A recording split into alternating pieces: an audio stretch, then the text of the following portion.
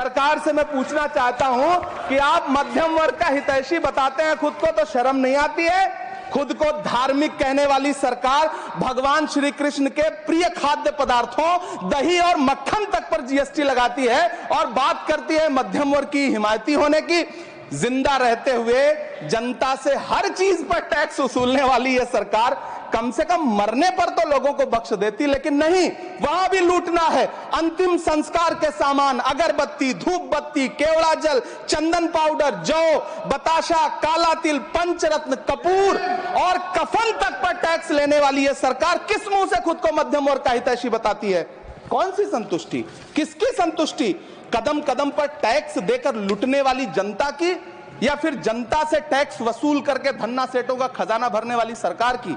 किसकी संतुष्टि? सभापति महोदय, 18 अगस्त 2015 आरा का बिहार का ऐतिहासिक मैदान, सजा हुआ मंच, हजारों की भीड़ और सामने खड़े हुए देश के प्रधानमंत्री का भाषण। बिहार के भाइयों बहनों, आज मैं बिहार के लिए पैकेज की घोषणा कर रहा हूं। 50,000 करोड़ कर दूं कि ज्यादा कर दूं? अखिलेश भाई, 60,000 करोड़ कर दूं कि ज्यादा कर दूं? 70,000 करोड़ कर दूं कि ज्यादा कर दूं? 80,000 करोड़ कर दूं कि ज्यादा कर दूं?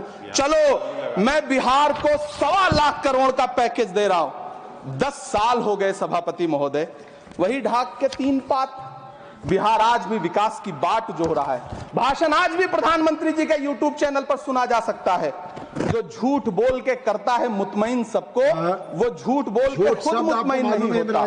सभापति महोदय, ये तो राहुल जी का असर है। कौन सा शब्द सर, कौन सा शब्द? झूठ। ठीक है सर, मिथ्या बोल करके, जो मिथ्या बोल के करता है मुतमईन सबको, वो मिथ्या बोल के खुद मुतमईन नहीं होता। ये राहुल जी का असर है। जो मखाना बोर्ड की घोषणा हुई, अखिलेश जी आपको याद होगा, भारत जोड़ो न्याय यात्रा में 30 जनवरी 2024 को बिहार के रंगभूमि मैदान में राहुल गांधी जी का पूर्णिया में भाषण था और उसमें मखाना को लेकर उन्होंने आवाज उठाई थी।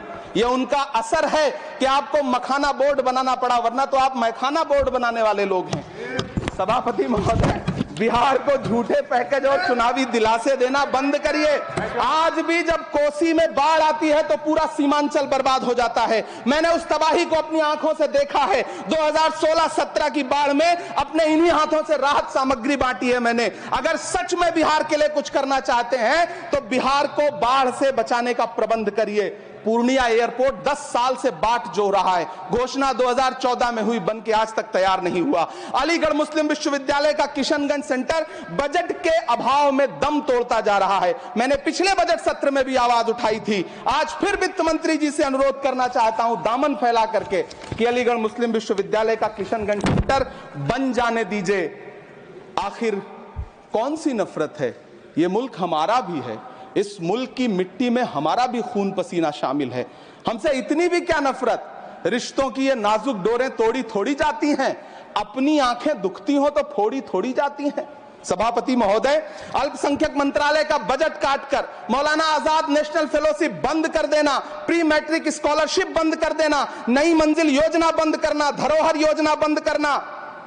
2024-25 के बजट में माइनॉरिटी मिनिस्ट्री के लिए 3,183 करोड़ रुपए की घोषणा हुई, लेकिन देश को हैरत होगी कि बाद में समीक्षा करके लगभग आधा कर दिया गया, 1,868 करोड़ रुपए। मुझे सरकार से पूछना है कि कौन संतुष्ट हुआ?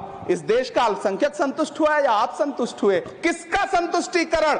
सभापति महोदय, मैं प्रधानमंत्री जी से कहना चाहता हूं कि आप ही ने 1 मार्च 2018 को किंग अब्दुल्ला को, जॉर्डन के किंग अब्दुल्ला को मेहमान बना करके इसी दिल्ली में एक कॉन्फ्रेंस में कहा था कि मैं मुसलमानों के एक हाथ में कंप्यूटर और दूसरे हाथ में कुरान देना चाहता हूं।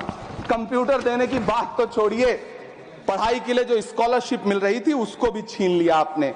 किसको संतुष्ट करने के लिए? हम समझते हैं इस साजिश को। आप माइनॉरिटी मिनिस्ट्री का बजट काटते काटते एक दिन मिनिस्ट्री को ही बंद कर देना चाहते हैं। वो जहर देता तो सबकी नजर में आ जाता, सो ये किया कि हमें वक्त पर दवाएं न दी। सभापति महोदय, मैं तो वित्त मंत्री जी से पूछना चाहता हूं आपके माध्यम से कि शायद आपको पता ही नहीं है कि गृहस्थी चलाने वाली एक गृहिणी की मुश्किलें क्या क्या होती हैं। आपने कभी सोचा भी नहीं होगा कि जब वो किचन में सब्जी बनाने के लिए कढ़ाई में तेल डालती है तो उसके साथ उसके आंसू भी गिरते हैं। सभापति महोदय, शायद उन्हें पता भी ना हो कि एक छोटी सी गाड़ी और एक छोटे से फ्लैट का ईएमआई भरने के बाद इस देश का एक गरीब इंसान जब अपने बच्चों की फीस भरने के बारे में सोचता है तो उसे कितनी खुशियों का गला घोंटना पड़ता है। शायद उनको पता भी नहीं है कि फसल बेच करके बिटिया की शादी का सपना सजाने वाला किसान जब अपनी फसल बर्बाद देखता है तो कितनी रातें सो भी नहीं पाता है। सभापति महोदय, शायद वो कभी इस पीड़ा को समझ ही नहीं पाएंगी कि परिवार के किसी एक सदस्य को कैंसर जैसी बीमारी हो जाए तो घर और जमीनें गिरवी रख उठती हैं लेकिन इलाज नहीं हो पाता। सभापति महोदय, इसी देश की संसद में कभी स्वर्गीय सुषमा स्वराज जी ने कहा था कि जब देश की करेंसी गिरती है तब देश की प्रतिष्ठा गिरती है। एक तरफ कोलंबिया जैसा छोटा सा देश और उसके प्रधानमंत्री गुस्तावो पेत्रो खड़े हैं जो कोलंबिया के नागरिकों को हथकड़ी लगाकर लाने वाले जहाज को अमेरिका बैरंग वापस लौटा दे रहे हैं, और दूसरी तरफ हमारे प्रधानमंत्री जी खड़े हैं जो बेड़ी और हथकड़ी लगा करके लाए गए बेटों के अपमान पर एक शब्द नहीं बोल रहे हैं। सभापति महोदय, मैं इतिहास के पन्ने पलट रहा हूं, मुझे दो किरदार याद आ रहे हैं। एक तरफ निक्सन के 7वें बेड़े की धमकियों के सामने लोहे की तरह अडिग इंदिरा गांधी खड़ी हैं, तो दूसरी तरफ खुद ही नमस्ते ट्रंप का नारा लगाते हुए प्रधानमंत्री जी खड़े हैं। मेरे कानों में सुषमा स्वराज जी की आवाज गूंज रही है। बहुत कम बोलने वाले डॉक्टर मनमोहन सिंह ने बहुत ज्यादा बोलने वाले प्रधानमंत्री जी को जब देश की बागडोर सौंपी थी तो $1.58 का था, आज 85 से 87 के बीच में झूल रहा है। इन दिनों रुपए की अहमियत गिरती है तो न तो देश की प्रतिष्ठा गिरती है, न प्रधानमंत्री की गरिमा। जिस देश में 80 करोड़ लोगों को 5 किलो राशन के लिए कतारों में लगना पड़ता हो, उस देश में यह सरकार 12 लाख तक के टैक्स न लेने के लिए अपनी पीठ थपथपा रही है। हुकूमत इस कदर आवाम पर एहसान करती है, ये आंखें छीनती है और चश्मे दान करती है। सभापति